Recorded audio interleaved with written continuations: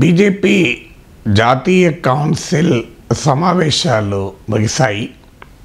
Target 370 అంటే భారతీయ జనతా పార్టీకి 2019 ఎన్నికల్లో 303 సీట్స్ వచ్చాయి ఇండివిజువల్గా.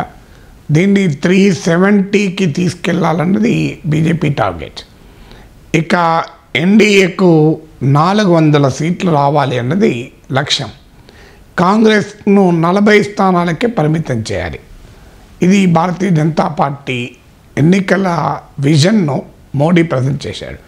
బీజేపీకి విడిగా 370, ఎన్డీఏకు 400, కాంగ్రెస్కు 40. Bharatiya Janata party core ideological ఎజెండాలో ఉన్న 3 అంశాలు: 1 అయోధ్య రామ మందిరం, 2 ఆర్టికల్ 370 రద్దు, 3 ఉమ్మడి పౌరస్మృతి. సో ఈ మూడింట్లో మొదటి రెండింటిని మోడీ రెండవసారి అధికారంలో ఉన్న సమయంలో సాధించారు. అందుకే ఆర్టికల్ 370 రద్దును ప్రధానంగా ఫోకస్ చేస్తూ ఈ 370 ఫిగర్ ఇచ్చారు. అంటే బీజేపీకి 370 స్థానాలు రావాలనే లక్ష్యం. మోడీ భాషలోనే చెప్పాలంటే ఇది కేవలం నెంబర్ కాదు, ఇది సెంటిమెంట్.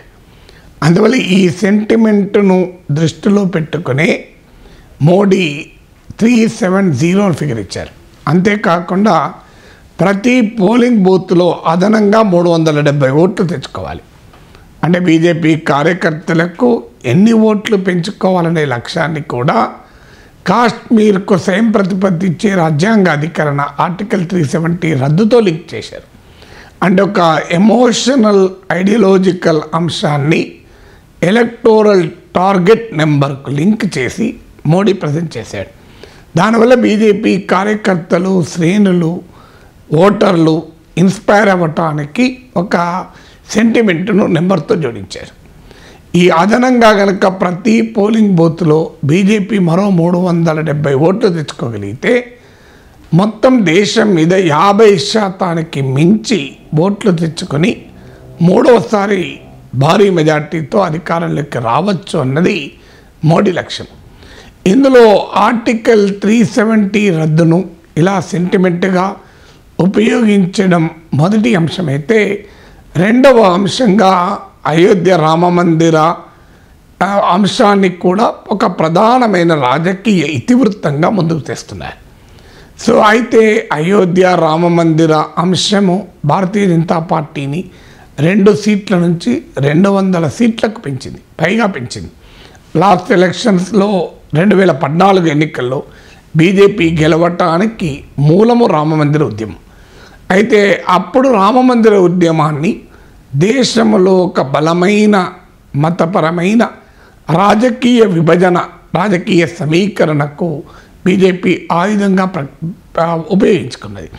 ఇప్పుడు రామమందిరాన్ని హిందూ కన్సాలిడేషన్కు మాత్రం ఆ రోజుల్లో ఉపయోగించడం కాదు. ఇప్పుడు ఈరోజు ఉపయోగించేది ఏంటంటే హిందూ సాలిడారిటీ, హిందూ సుప్రీమసీ.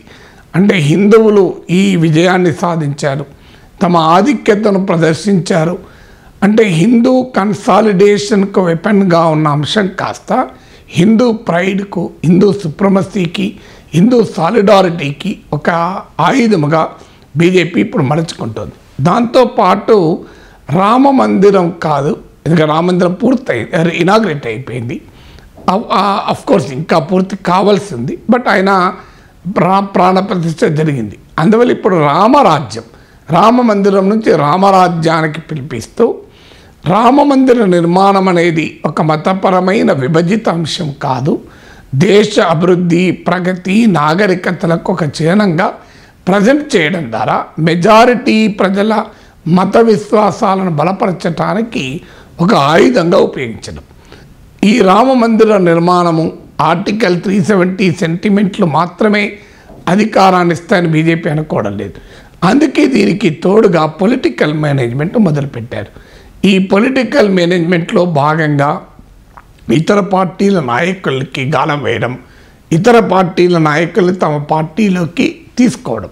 అది మహారాష్ట్రలో మాజీ ముఖ్యమంత్రి అశోక్ చౌహాన్ ఇప్పటికే బీజేపీలో చేర్చుకున్నారు. ఆయన పైన తీవ్రమైన ఆదర్శ్ సొసైటీ అవినీతి ఆరోపణలు బీజేపీ చేసినప్పటికీ కూడా, అలాగే ఇప్పుడు కమల్నాథ్ను మధ్యప్రదేశ్లో సీనియర్ కాంగ్రెస్ నేతను తమ వైపు తిప్పుకునే ప్రయత్నం చేస్తున్నారు.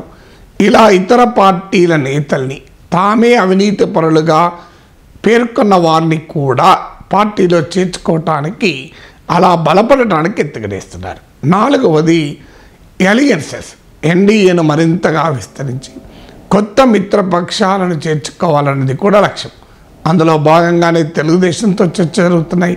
జేడీయూ, జేడీఎస్లో మళ్ళీ ఎన్డీఏలో చేరాయి. ఇలా ఎన్డీఏను రివైజ్ అండ్ ఎన్లార్జ్ ఎడిషన్ తీసుకురావాలి అనేటువంటి లక్ష్యాన్ని కూడా పెట్టుకున్నారు. దాన్ని 5వది ఎన్డీఏతర మిత్రపక్షాలను పదిలం చేసుకోవడం. ఆంధ్రప్రదేశ్లో వైఎస్ఆర్ కాంగ్రెస్, ఒరిస్సాలో బిజు జనతాదళ్ లాంటి ఎన్డీఏతర మిత్రపక్షాలు, నాన్ ఎన్డీఏ అలైస్ను కూడా మొబిలైజ్ చేయడం అనేది 5వ అంశం. 6వది మోడీ ప్రభుత్వ వెల్ఫేర్ స్కీమ్స్ లబ్ధిదారులను తను అసంఘటితం చేయడం ద్వారా లాభార్థి పాలిటిక్స్ అనే ఒక సమీకరణను సంఘటితం చేసేటువంటి ప్రయత్నం చేస్తున్నారు. దీంతో పాటు రాజకీయాల్లో ఇక నిరంతరం కంబాట్ మోడ్లో ఉండడం, అంటే నిరంతరం ఫైటింగ్ స్పిరిట్లో పార్టీ ఆర్గనైజేషన్ ఉంచడం. ఇంకో ఆసక్తికరమైన పిలుపు కూడా మోడీ ఇచ్చారు. వ్యక్తులుగా అభ్యర్థులు ఎవరు అన్నది చూడకండి, పార్టీ సింబల్ మాత్రమే చూడండి అని. అంటే ఇండివిజువల్గా ఉన్న ఎంపీల పట్ల బాగా వ్యతిరేకత ఉందని గమనించిన బీజేపీ చాలామంది సిట్టింగ్ ఎంపీలను మార్చడానికి కూడా సిద్ధపడుతోంది. అందువల్ల పార్టీ ఆర్గనైజేషను మోడీ ఇమేజ్ చుట్టూ రాజకీయం చేయడం అనేది ఒక ప్రధానమైన అంశంగా పెట్టుకున్నారు. దాంతోపాటు ప్రతిపక్షాలను వీకెండ్ చేయడము, డీలెజిటిమైజ్ చేయడము, ప్రతిపక్షాలను ఇండియా కూటమి ఇప్పటికే బలహీనపరిచే ప్రయత్నాలు పెద్ద ఎత్తున బీజేపీ చేసింది. దానికి తోడు ఇండియా కూటమిలోనే ఉన్న అంతర్గత వైరుధ్యాలకు కూడా అందుకు దోహదం చేశాయి.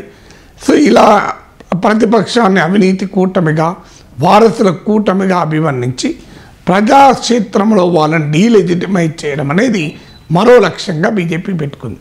అందువల్ల ఈ టార్గెట్ 370 అనే సెంటిమెంట్తో ఒక విస్తృతమైన రాజకీయ ఆర్గనైజేషనల్ వ్యూహము, పొలిటికల్ ఆర్గనైజేషన్ ప్రాపగండా వ్యూహంతో బీజేపీ ఈ లక్ష్యాన్ని సాధించదలుచుకుంది.